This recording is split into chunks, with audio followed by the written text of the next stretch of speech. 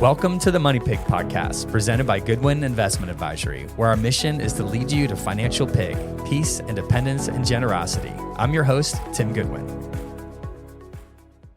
Hey, thank you so much for joining us today. Today we have the very special guest, Joe Beckford IV in the house. Thanks for coming back, Joe. Hey, guys. So I wanted to tell you, we love sharing about movies and shows and stuff that we like. And I've recently watched a documentary on clocks. It was about time. Wow. You watched any good documentaries lately, Time Joe? flies when you're having fun. Oh my goodness. Or wishing you were somewhere having fun. So not to put you on the spot, but to ask you a question I didn't prepare you for. Sounds like you're trying to put me on the spot. Share something that maybe the audience doesn't know about you, Joe. Something interesting. Something interesting about me. Came face to face with a grizzly bear once. Are you serious? Yep. I didn't. Scared me to death. Was that in the zoo? Alaska? No, in Alaska. Okay, in Alaska, where there was no partition between us. Yeah. Did you have bear spray on you? No. I had other stuff on me. Being that close to a bear, you can imagine.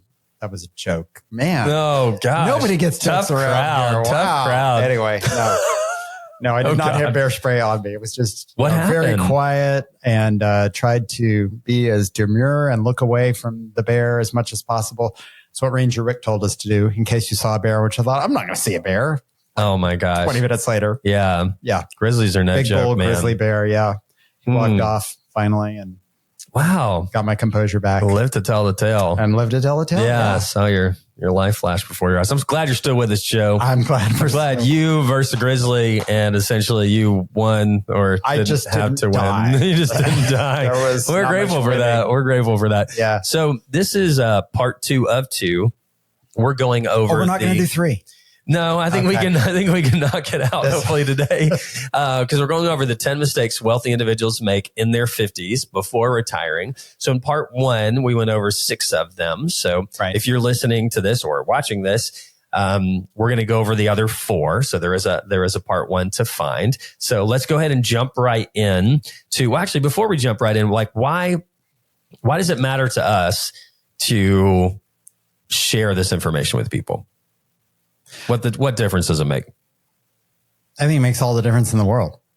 A lot of times what I see is that we have clients who come to us in their 50s and they've been DIYers, and sometimes they really enjoy investing. Maybe they feel like they've been really good at it. Right. And they're about to face lots of different questions about Medicare and Social Security and can I retire now? Is it enough? Am I spending too much? And stuff they've never dealt with before. Right. And I always tell people they are decision points that you could use some help with.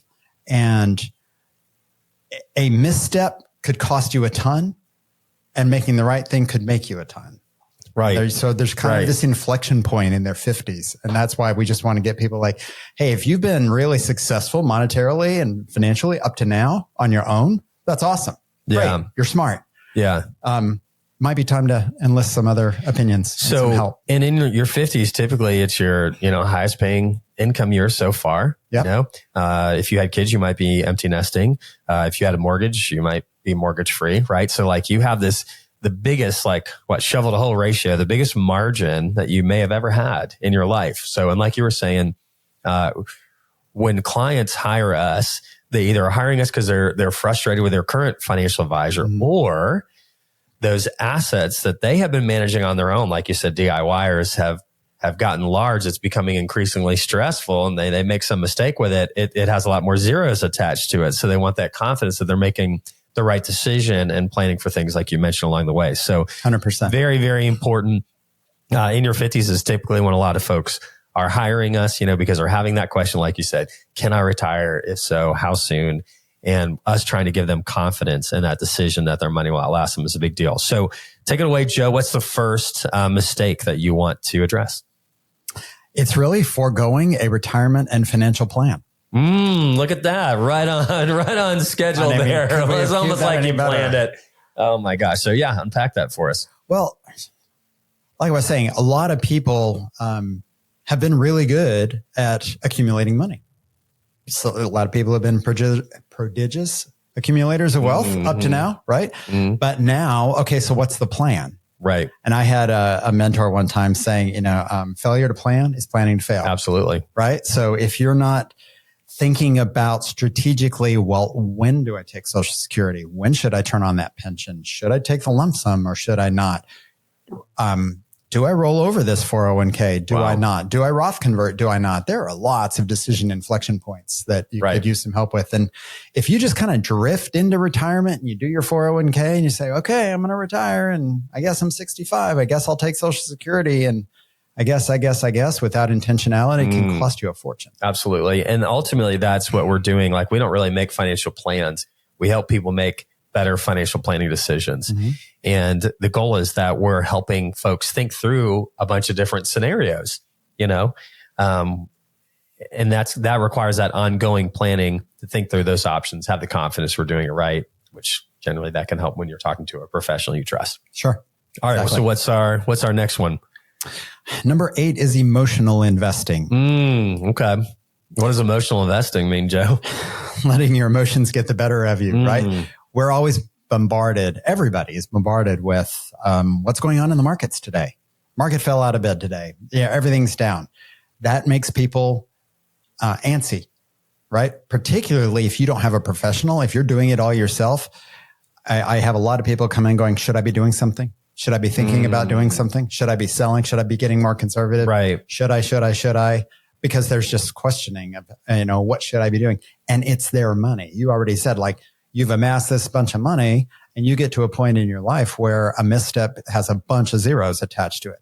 But it's not just anybody's money. It's my money. And so there's this emotion that comes into it. And one thing I tell clients is part of what you are getting when you hire an advisor is somebody who is not emotionally attached to that money. Like I am here to help you grow your money, help you preserve your money, help you take care of your money. I'm not emotionally attached to your money. Right. So we will make trades in your best interest without my heartstrings tugging at me because it isn't my money. It's interesting when you say emotions, because what I know is the case most of the time is that emotion is fear. Absolutely. And so the amygdala is the part of our brain that kind of is that fear response, making sure like, hey, I hear a storm coming. I got to get safe. I got to take cover.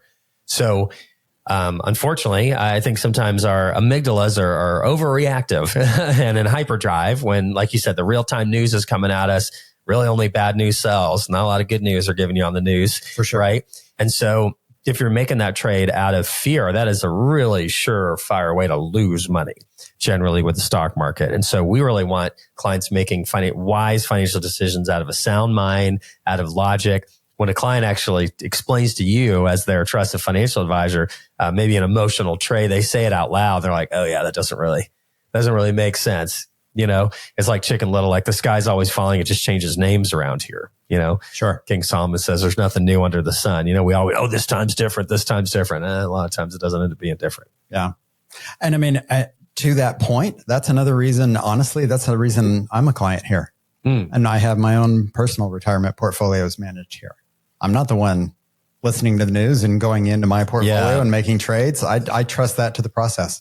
I think that's great because you want to put something in between you and your money that's not just emotions. Absolutely. Like there's got to be some filter in between you and your money, especially when it's that long-term retirement planning. Yeah. I mean, emotions are powerful. And just because I'm an advisor and I know better doesn't mean I'm immune to the feeling. Right.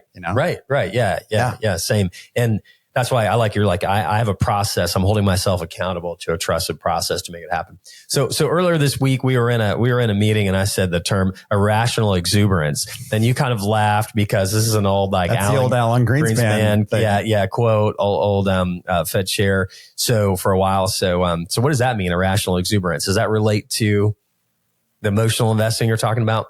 Well, it certainly can. I think in the context when he used to use it was like, even though things aren't great in the markets and things aren't great in the economy, the market seems to be doing fine and not paying any attention. And this won't last forever kind of thing.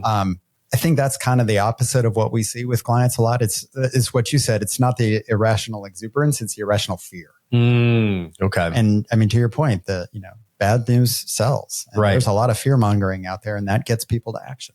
Absolutely. Absolutely. A lot of times the wrong action. Don't make that mistake. Find somebody you trust, commit to a process, go at it for the long term. So it's funny when the stock market goes down, I'm always like, hey, well, that's going to keep us in business longer. You know what I mean? Because it's just hard. It's hard to stay in on your own when you see the value declining, unless you're with somebody that says, hey, this is part of a plan. Volatility can be expected. Over the long term, we'll probably be okay. Mm-hmm. All right. So what's your next item there, Joe? Item 9, neglecting diversification.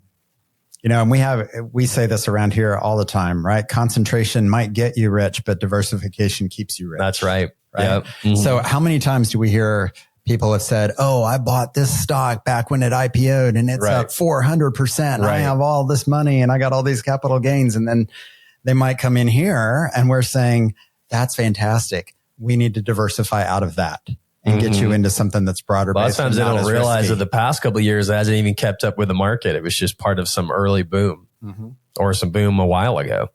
And if you look at any individual stock, the best stocks that drive the S&Ps, if that's what your portfolio is in, you are much more volatile and much more aggressive than we would have, even in an aggressive account. Right. That volatility can really wreak havoc that you could never know outside of your control, like these accounting issues that come out or whatever. Like there's no way you can plan for everything with these individual stocks.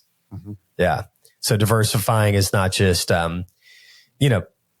diversifying your cash or diversifying companies, but actually, we're more into funds, right? So we kind of take out that risk of the individual stocks. So we're kind of diversifying funds and different. What would you say outside of funds? How are we diversifying the funds? What holes are we trying to fill? Well, I feel, we basically cover the whole stock market, but how do we slice and dice it, right? So we want to make sure that we cover large, we cover mid, we cover small, but then we further, delineate in between what's growth versus value. So we've got levers that we can move, as things are moving in the economy.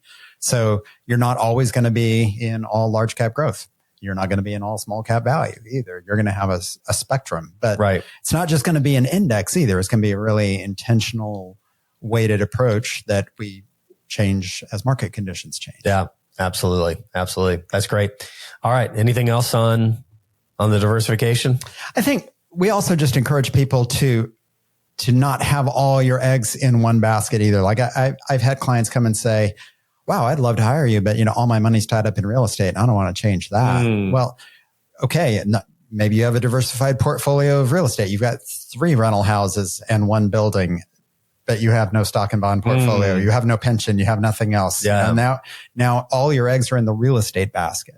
And so conversely, I wouldn't want all your eggs just to be in I have nothing but Apple stock. Well, that's a super risky move as well. So we just encourage people to have diversified assets across multiple classes. I love it.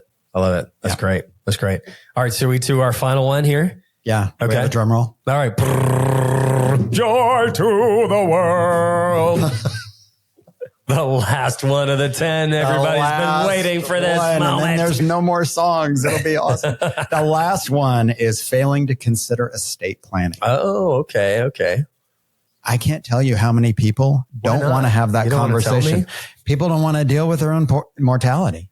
Yeah, right. I find that being the biggest thing. There's also the round to it. Like how many times have we said, well, I just haven't gotten around to that. So we give them a little round to it. Like, here you go. You got no more excuses to get that done.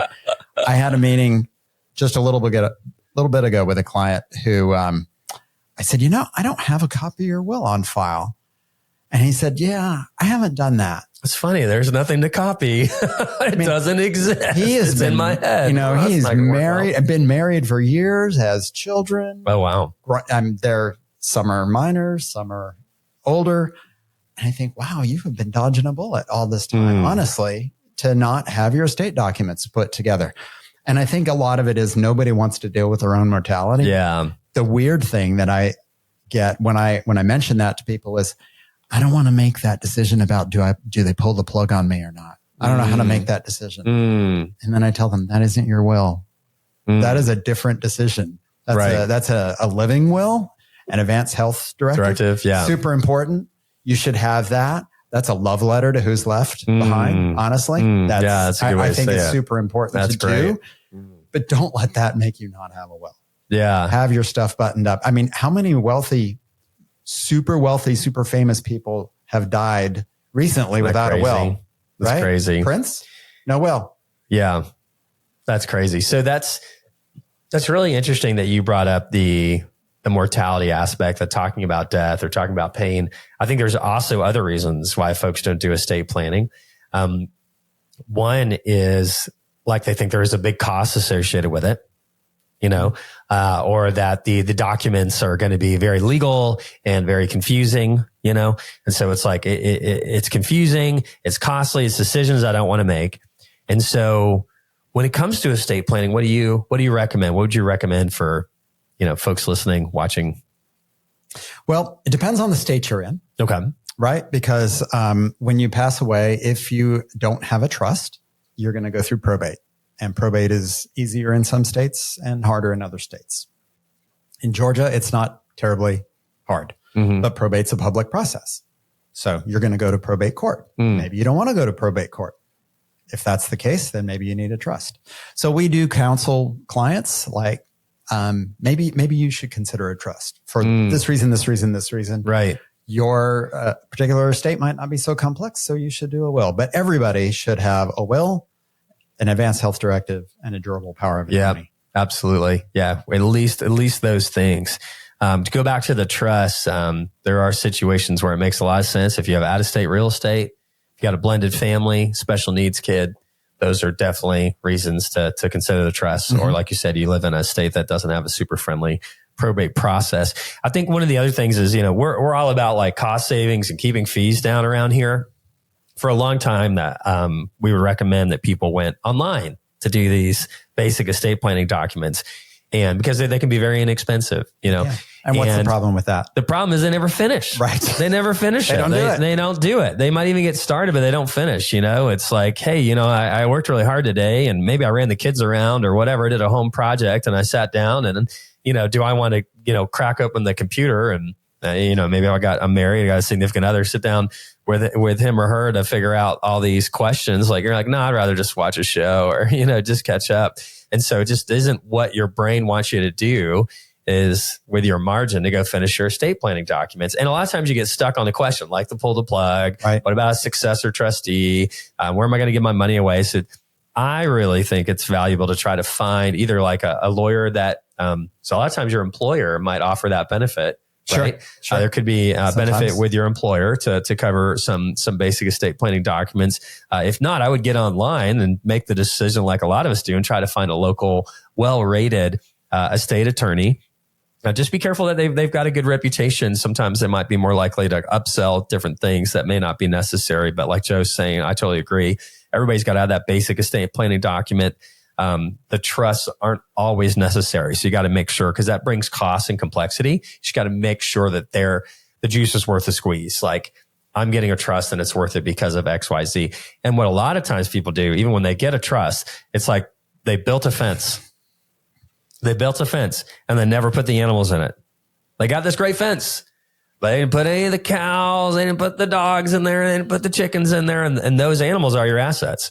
So you can make a trust, but if the intent of the trust was for the house to be in the name of the trust, you've got to do a quick claim deed on the house and change it to the trust, right? Right. The beneficiary or the titling has to change so that the assets actually go inside the fence. They go in the trust. Otherwise, the trust isn't funded. Then it was just a big waste. Right. So that's one thing, honestly, that, sometimes people don't hire us thinking, oh, this is why I'm hiring us. Right. But when we come alongside them and make sure that those documents get done, and if they do the trust route, to your point, like, okay, did you file the quitclaim deed at the courthouse? Right. Did you do this? Yeah. Did you do this? That hand-holding of taking the obstacles out of doing it, to make sure that it's done the way that they want. Well, I think that's a great reminder, because we're all certified financial planners here at GI. To be a certified financial planner, you get very highly educated, whether you want to or not, in a couple of different areas. One of those obviously being investments and financial planning. Then it goes on to retirement benefits, and then you've got insurance, you've got taxes, and you've got estate planning. Mm-hmm. And so even though we're not going to be doing those estate planning documents for our clients, we can be a second pair of eyes. We can be an encouragement. And we can look at those. We love getting copies of our clients' estate planning documents. One, just to make sure they would hold up. We've had situations where clients didn't realize they didn't sign the will. They provided it wasn't signed by all the parties. There's been situations where it's not complete, and we would know that would stand up in court.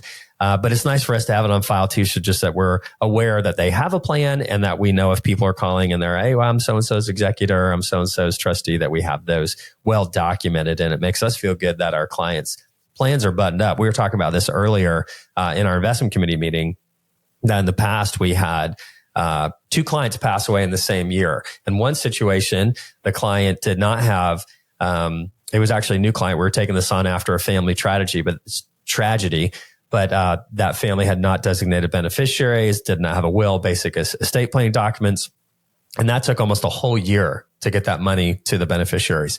The other client that lost her husband prematurely was super sad. However, they had been clients for a while, and we had updated everything, and things moved into her name within like a day or two. And so that's another reason why this is just like you said, the I love you letter, the healthcare directive. It's a love letter, yeah. It's showing your heirs, your beneficiaries, that you love them because you button this all up. So to kind of land the plane on all these 10 things, I think one of the essence behind this, the motive behind this, is to really encourage people to plan, to be intentional about things like your estate planning, of diversification, of emotional investing, right? Of doing financial planning, being intentional to plan. We had Reed on here earlier. He used to be the audio only podcast host, and they get together to do their intentional take over the world planning or whatever, right? World domination planning. That's what it is. Yeah. So, but he was laughing because like, we don't always hit the right numbers, and we're not perfect. I'm like, yeah, but you're intentional. You're making a plan, and that is what sets you apart. That's why those that have and those that don't, that it widens over time, because somebody's figured out how to be intentional and to move the needle and make progress. And I think that's what a lot of these mistakes are encouraging people to do, is to be intentional and thoughtful and think ahead about this and make a plan. It'll be better when you get there. Yeah. And don't let perfection be the enemy of better than where you are today. Yeah, exactly. Right? So you don't hit the mark. We're all human. That's okay. But be intentional and just have a plan. Yeah. And remember, plans can change. They do. Because life will happen. Got to just keep meeting and keep planning. Exactly. Yeah. So that kind of gets down to the essence of what we do, is to remove that financial anxiety from our clients to help them make ongoing financial planning decisions. We're just trying to guide them, give them different ideas so that they can consider everything, make the best decisions. So, thank you so much for coming in. Always so great to have you. Yeah, as we sign off, I love to give us an opportunity just to share things that we're grateful for. So maybe while you're thinking about that, I'll share mine, which is really, really funny. But I've always wanted exterior illumination around my house. Okay. All right, you're shaking your head, Okay. Angela's our producer back here. Yeah. She's like, yeah, it's just like, and Angela's got a beautiful house. We have a beautiful house, but like you drive up to it at night, you don't know, is my house still there? Nobody gets to see this house, not even me at night. We got to turn on these spotlights, but that's only going to throw a light on the driveway. So, we finally saved up. We finally bit the bullet, and actually had some exterior illumination. And I mean, I don't know why. I don't know why I like this so much. I literally taking pictures of it. Last night we hosted a small group. So we walk outside, and a couple of people know that I'm kind of excited about Tim, let's go see your exterior illumination. I'm like, this looks good. So anyway, I don't know why that's so funny. And I think that's probably a little weird, but I was very excited that the lighting makes the house look so pretty at night. What about you? What are you grateful for? You got any exterior illumination at Casa de Beckford? I do not have exterior illumination, which I would really like. Yeah. Just talk to your boss about a raise. Maybe I should talk to him about that. You know what I'm excited for? Let's go. College football. Oh yeah. Come on. Yeah. Yep. Some good times. Yep. I mean, tailgating. Tailgating and, senior kids. I've got a daughter at Clemson, so I've got a great place to go see really fun games. And I'm go Dogs. I know you didn't just say that. Ouch. Anyway, I'm looking forward to a good season of college football. Awesome. Again, that's just a blast. It's a good way to connect with my daughter, and it's outside. With people. And it's just super fun. That's awesome. Yeah. Well, thank you. Thanks for coming. Yeah. Thanks for having me. And we will have this, the top 10 list as a downloadable guide. So if you look in the show notes, you'll be able to download this guide. And if you want to learn more about us, check us out at go to investment.com. Thank you for tuning in to the Money Pig Podcast. We hope you enjoyed today's episode. To stay updated on new episodes, be sure to subscribe wherever you listen to podcasts. If you found value in today's discussion, we'd greatly appreciate it if you could leave a rating and review. If you have any questions about the topics we covered, feel free to visit us at goodwinvestment.com and reach out. This episode is produced by evance.net. This podcast is provided for informational purposes only and should not be considered as investment advice, a solicitation to buy or sell any financial products, securities, digital assets, or other investment vehicles, nor as a basis for making any financial decisions. Goodwin Investment Advisory is a registered investment advisor with the SEC, CRD number 131193. Please note that the host and or guests may personally own securities, digital assets, or other investments mentioned in this podcast. Investments carry risk and are not guaranteed unless stated otherwise. We strongly recommend consulting with a qualified financial advisor, tax professional, insurance professional, and or legal professional before implementing any strategies discussed in this episode. Lastly, past performance is not indicative of future results.